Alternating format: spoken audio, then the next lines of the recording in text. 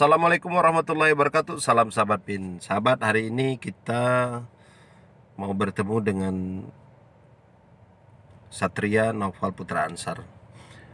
Kita masih menunggu Satria. Kita rencananya sambil menggali informasi, menggali potensi dia sambil keliling Kota Raja Tenggarong. Kita akan lebih berbincang-bincang lagi nanti dengan Satria, seorang barusan lulus SMA kalau tidak salah, barusan lulus SMA tahun ini dan mempunyai prestasi di bidang taruna dara di Kalimantan Timur dan Kutai Kartanegara. Baik sahabat, sambil kita menunggu, kita tunggu video-video selanjutnya. Baik sahabat PIN, kita sudah ketemu Satria. Apa kabar Satria? Baik Om. Baik. Gimana Om kabarnya?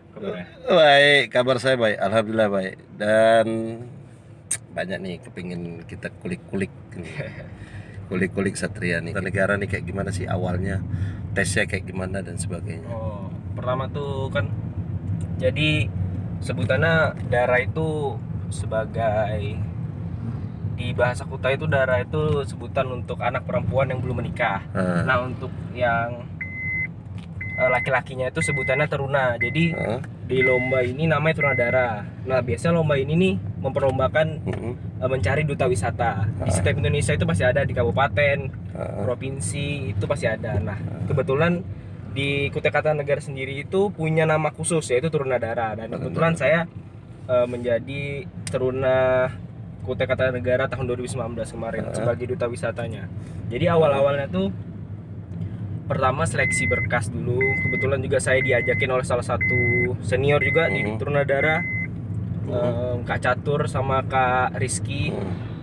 Diajakin seleksi berkas, suruh ngisi formulir tentang diri, bagaimana kemampuan diri, kelemahan diri itu gimana. Jadi dia ngisi formulir, dikirim ke panitia. Terus kita langsung saya ingat tanggal 30 kalau nggak salah Juni Juli itu masuk ini seleksi di kantor Dinas Pariwisata Kutai Kartanegara. Seleksinya itu pertama diwawancara oleh beberapa, hampir 20 orang, jadi 5 sesi dari berbagai bidang: pariwisata, pengetahuan, bahasa Inggris, pokoknya tentang budaya, tentang pariwisata itu. Jadi 5 itu. Terus setelah itu kemarin tuh pesertanya kalau nggak salah hampir 60, kalau nggak 60 itu 70. Nah, itu dicari lagi Om, 10 laki-laki dan 10 perempuan, 10 teruna dan 10 dara. Nah, kebetulan saya masuk ke dalam 10 besar itu, terus dilanjutkan ke masa prakarantina selama 10 hari, selama 7 hari, dan karantina 3 hari itu diberi bekali oleh materi pariwisata, kebudayaan, dan Kutai Kartanegara gitu. Oh, jadi tidak mudah ya?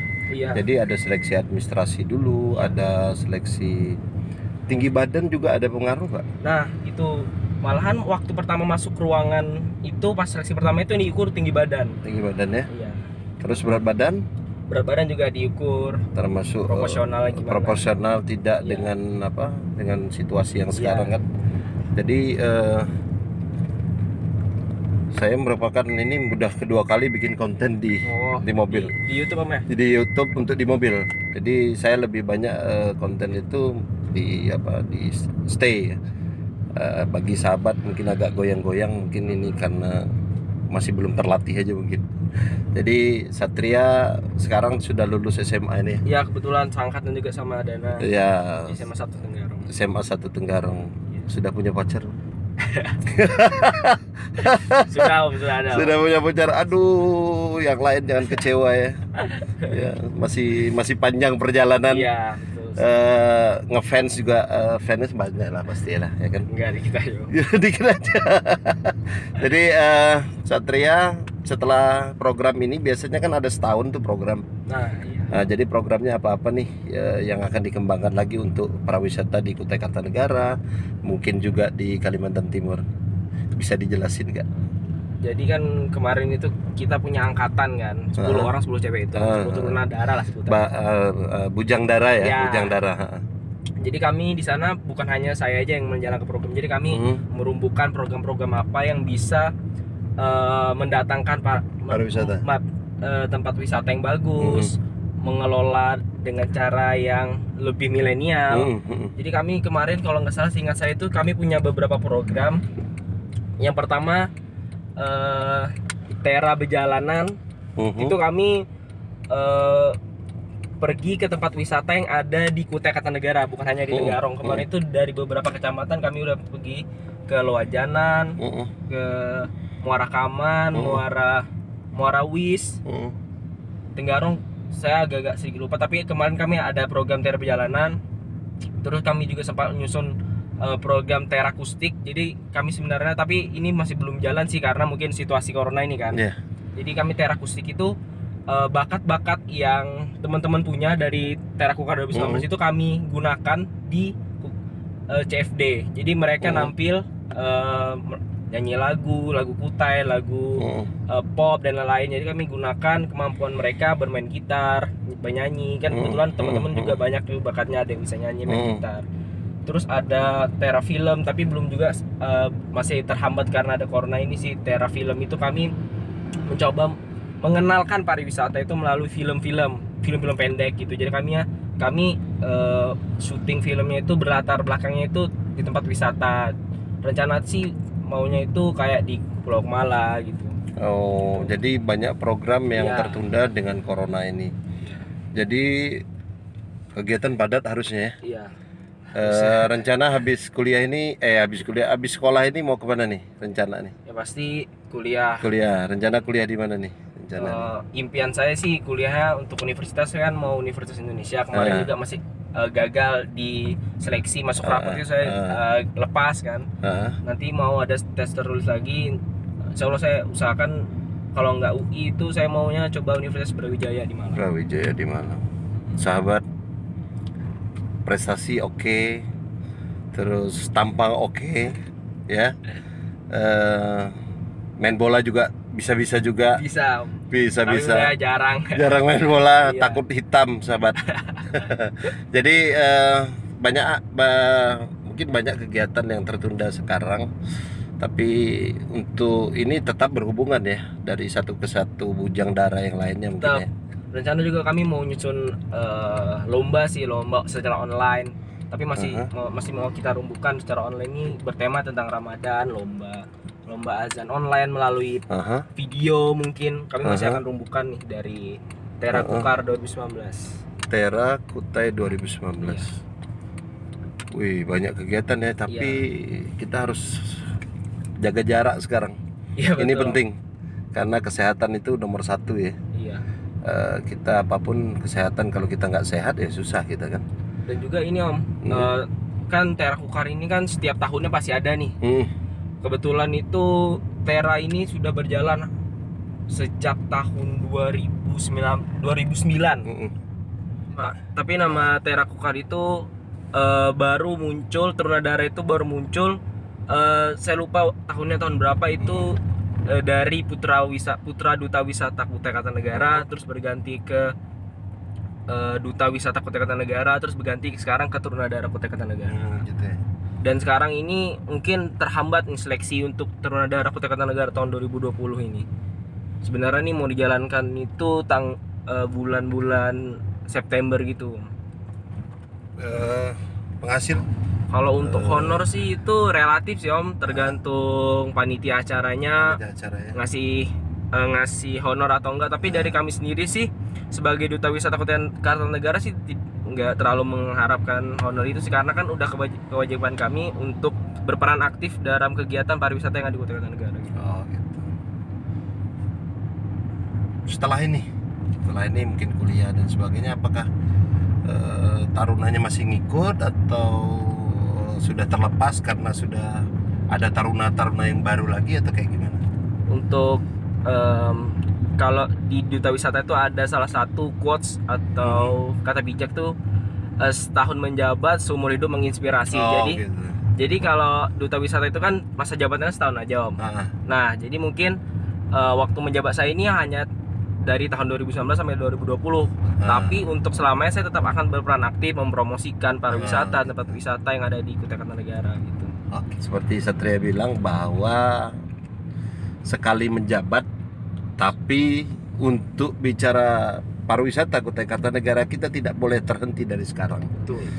Bahwa kita adalah kota wisata. Jadi ketika kota wisata ini sudah peran aktif kita lah sebagai orang-orang muda memperkenalkan bahasa, memperkenalkan makanan kita, mungkin tempat-tempat pariwisata.